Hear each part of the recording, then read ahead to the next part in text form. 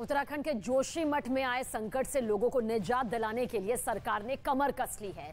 News 18 के कार्यक्रम rising Uttarakhand में मुख्यमंत्री पुष्कर सिंह धामी ने सभी विस्थापित लोगों को मदद का भरोसा दिलाया।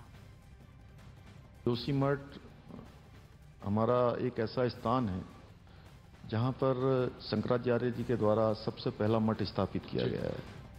पौराणिक, सांस्कृतिक और पर्यटन नगरी भी है। औली भी बगल में है। भगवान बद्री विशाल का जाने वाला मार्ग भी वही है। और सबसे बड़ी बात है कि देश की सामरिक दृष्टि से भी वो हमारा बहुत प्रमुख एक स्थान है। तो सबसे बड़ी बात तो ये है कि सबसे पहले तो हम लोगों ने ये प्रयास किया कि किसी तरीके से वहाँ पर जो लोग प्रभावित हुए थे उन सब प्रभावित लोगों को सुरक्षित स्थानों पर लाया जाए। और ऐसे लगभग 270 के लगभग ऐसे परिवार हैं जिनको अभी तक अपने स्थानों से दूसरे स्थानों पर गेस्ट हाउसों में, होटलों में, सरकारी कार्यालयों में, जहाँ जहाँ भी हम रख सकते थे हमने उनको रखने का काम किया। और यह संख्या लगभग 900 से ज़्यादा है। तो लोग जानना चाहते हैं कि जब आप कंपनसेशन देंगे तो उसमें फेयर होगा, और वो लिस्ट बिल्कुल फेयर होगी। लोग जानना चाहते हैं कि इस पे मुख्यमंत्री बिल्कुल नहीं, इसमें कहीं कोई किसी प्रकार की कोई शंका नहीं है कि कहीं कंपनसेशन में किसी प्रकार का वो होने वाला है। और इसमें हमारे देश के यशस्वी प्रधानमंत्री मोदी जी का भी पूरा हमको हर तरह से उनका समर्थन है, आश्वासन है।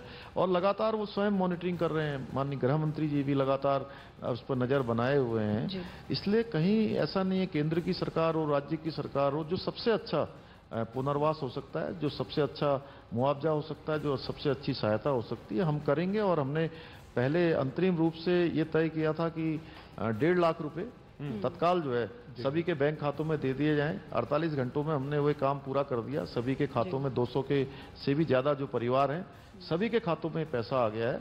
आगे हम वहाँ पर लॉन्ग टर्म भी और अभी तात्कालिक रूप से भी दोनों पर ध्यान दे रहे हैं। और 8 एजेंसियाँ काम कर रही हैं।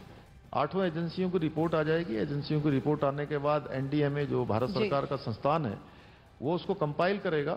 उसके आधार पर हम आगे का पुनर्वास का जो भी काम होगा उसको आगे बढ़ाएंगे। रूस के लिए काल साबित हो सकते हैं। इसी वजह से रूस और अमेरिका के बीच तनाव चरम पर है। और ऐसे ही तनाव के बीच रूस का जहाज अमेरिका के हवाई के पास देखा गया, जिसके बाद अमेरिका पूरी तरह चौकन्ना हो गया। उसके कोस्ट गार्ड के जवानों ने रूसी जहाज पर अपनी नजर टिका दी। हालांकि अमेरिका के मुताबिक ये रूस का एक सामान्य मिलिट्री जहाज था, कोई भी जंगी जहाज नहीं। और इसी वजह से उसके खिलाफ कोई सख्त कदम नहीं उठाया गया, क्योंकि अमेरिका के मुताबिक अंतर्राष्ट्रीय नियमों के हिसाब से सेना के सामान्य जहाज उसके इकोनॉमिक एक्सक्लूसिव जोन से होकर आ और जा सकते हैं। लेकिन फिर भी रूस के जहाज से अमेरिकी कोस्ट गार्ड ने अपनी निगाह नहीं हटाई।